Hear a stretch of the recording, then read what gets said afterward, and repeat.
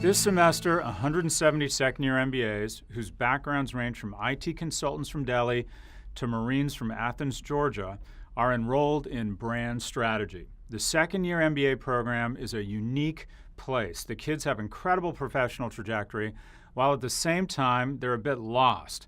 Most people who come to business school are the elite, smart, hardworking achievers, but aimless. If you were certain what you wanted to do, you wouldn't be back in business school. We often veer from the course topic, brand strategy. What I'm most comfortable discussing? Life strategies. I have no academic credibility or credentials that indicate I should counsel people on how to live their lives. Like that's going to stop me. The arc of happiness. Your childhood, teen, and college years are the stuff of Han Solo, beer, unprotected sex, and self-discovery. Pure magic. From your mid-20s to your mid-40s, however, shit gets real. Work, stress, and the realization that despite what your mom told you, you likely won't have a Hollywood star or fragrance with your name on it. As you age, the stress of building the life you've been told you deserve begins to take a toll. Then in your 50s, or younger if you're soulful, you start to register your blessings, acknowledge your mortality, and begin affording yourself the happiness you deserve. So in adulthood, if you find you're stressed, recognize this is a normal part of the journey and just keep on keeping on. Happiness waits for you. Sweating versus watching.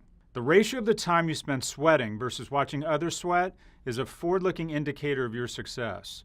Show me a guy who watches ESPN every night, spends all day Sunday watching football, and doesn't work out, and I'll show you a future of anger and failed relationships.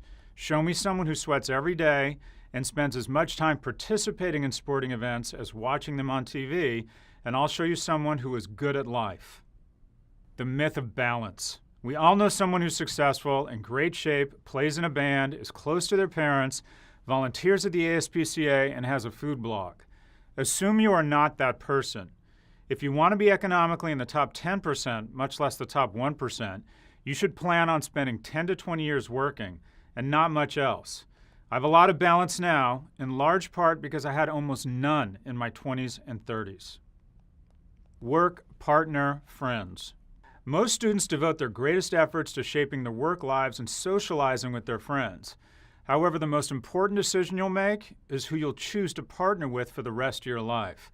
I have several friends with impressive careers, wonderful social lives, and a spouse they love, but they aren't happy as their spouse isn't their partner. They're out of sync on their goals and approach to life. My friends who have less economic success and spend less time with friends but have a real partner to share their struggles and successes with are tangibly happier. Passion, values, and money. The best marriage partnerships I know of are synced up on three things. They're physically attracted to each other. Sex and affection establish your relationship as singular and say, I choose you. You also need to ensure you align on values including religion, how many kids you want, your approach to raising children, and who handles which responsibilities. Money is also an important one for alignment. Does the other's approach to and contribution and expectations about money flowing in and out of the household foot to your expectations? Zip code plus credentials. We have a caste system in the U.S., higher education. Economic growth is increasingly clustering around a handful of super cities. This is the peanut butter and chocolate of economic velocity. Advice here is simple. While young, get credentialed and get to a city. Both get difficult, if not impossible, as you get older. There will always be great stories about Steve Jobs, Jay-Z, and other college dropouts. Again, assume you are not that person. Money and happiness. There is a correlation, and money can buy happiness to a point. Once you reach a certain level of economic security, the correlation flattens. So yes, work your ass off and get some semblance of economic stability, but take note of the things that give you joy and satisfaction, and start investing in those things. Compound interest. Einstein is credited with saying compound interest is the most powerful force in the universe. The notion of putting money away is most important to the cohort that least understands it. Young people, start putting away money early and often. Think of it as magic. Put $1,000 into a magic box, and in 40 years, boom, it's $10,000 to $25,000. If you could have this magic box, how much money would you put in it? Finding your gorilla. Feeling masculine has been hugely rewarding to me. As a younger man, I felt masculine by impressing my friends, having sex with strange women, and being ripped. As I've gotten older, being a loving and responsible head of household who provides for my family, being a good citizen, and voting makes me feel strong like bull. In sum, be a man and not a boy in a man's body. Equity equals wealth. It's difficult to obtain economic security with just your salary, as you will naturally raise or lower your lifestyle to match your current income. As soon as possible, buy property, stocks, and try to find a job that has forced savings through a retirement plan or, better yet, options on the firm's equity. The definition of rich: passive income that's greater than your burn. My dad and his wife receive about $50,000 a year from dividends, pension, and Social Security and spend $40,000 a year. They are rich. A number of my friends earn between $1 and $3 million, have several children in Manhattan private schools, an ex-wife, and a lifestyle fitting of a master of the universe. They spend most, if not all of it. They are poor. By the time you're 30, you should have a feel for what your burn is. Young people focus on their salary. Adults focus on their burn. Alcohol. The Harvard Grant study is the largest study on happiness, tracking 319-year-old men for 75 years and looking at what factors made them less or more happy. The presence of one thing in a man's life predicted unhappiness better than any other factor: alcohol. It led to failed marriages, careers coming off the tracks, and poor health. When I was just out of college, living in New York City and working at Morgan Stanley, I'd go out every night and get drunk at a very cool place with what felt like other successful people. It felt natural. However, alcohol made me a mediocre person. I would spend the better part of the next day feeling like trying to find a conference room to grab an hour of sleep, only to feel well enough for an hour in the afternoon to recommit to going out again and getting drunk where Fun Scott would show up. Take stock of your relationship with substances. If they're getting in the way of your relationships, professional trajectory, or life, then address it soon. Things versus experiences. Studies show people overestimate the amount of happiness things will bring them and underestimate the long-term positive effect of experiences. In sum, drive a Hyundai and take your family to Africa. A good death and return on investment.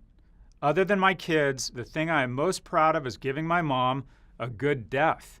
I spent 8 months of my life living with my mom in the Del Webb active adult community in Summerlin, Nevada. During the day, I'd manage my mom's health care and watch Frasier and Jeopardy with her. At night, I'd venture to the Strip and get drunk with entrepreneurs and strippers.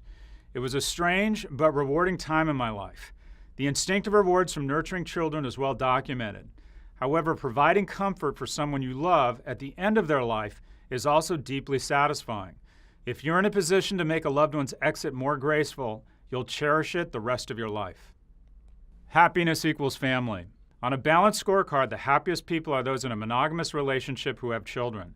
I didn't want to get married or have children, and still don't believe you need children to be happy. However, I can say that being a decent dad and raising kids with someone you love and who's competent for the first time begins to answer questions we all struggle with, specifically, why am I here?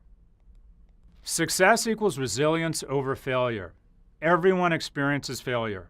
Everyone experiences tragedy. You will get fired, lose people you love, and likely have periods of economic stress. The key to success is the ability to mourn and then to move on. I had a marriage fail, businesses go bankrupt, and lost the only person who at that point knew loved me, my mom, all before I was 40. But blessed with a great education, good friends, some talent, and the best zip code in the world, the United States, for me these were obstacles, not barriers. Nothing is ever as good or as bad as it seems. Market dynamics trump individual performance, so your successes and your failures aren't entirely your fault. The number one piece of advice seniors would give to their younger selves is they wish they'd been less hard on themselves. Your limited time here mandates you hold yourself accountable, but also be ready to forgive yourself so you can get on with the important business of life. As an atheist, I believe this is it. That when near the end, I will look into my kids' eyes and know our relationship is coming to an end. And that's okay, as it motivates me. A recognition of the finite nature of life is a blessing. It focuses you on loving, forgiving, and finding the gorilla. We'll see you next week.